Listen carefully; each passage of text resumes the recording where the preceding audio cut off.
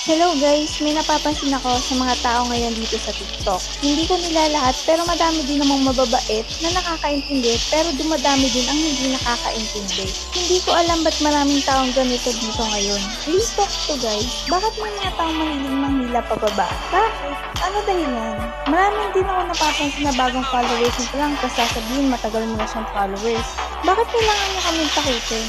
Para ano, mabigay yung gusto nyo? Sasabihin niyo sa amin na matagal na namin kayong supporters pero never pa kayo nakatanggap sa amin ng skin. Tapos sasabihin niyo unfollow nyo kami tapos i-spam heart?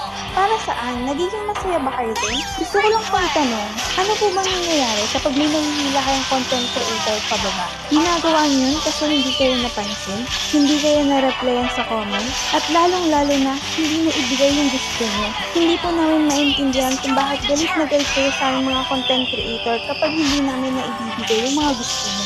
Gusto lang din namin ipaalam sa inyo na may pangangailangan din po kami. Pero mas pinili pa namin ibigay ito sa inyo. Alam niyo ba yung pakiramdam na hindi na namin iniisip yung sarili namin para magpasaya lang kayo? Para lang makabawi sa inyo?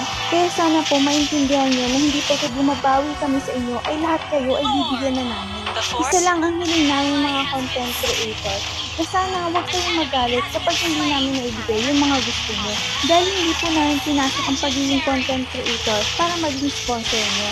Dahil ang tunay na purpose ng aming pagiging content creator ay mapasaya kayo gamit ng content na mga nagagawa namin.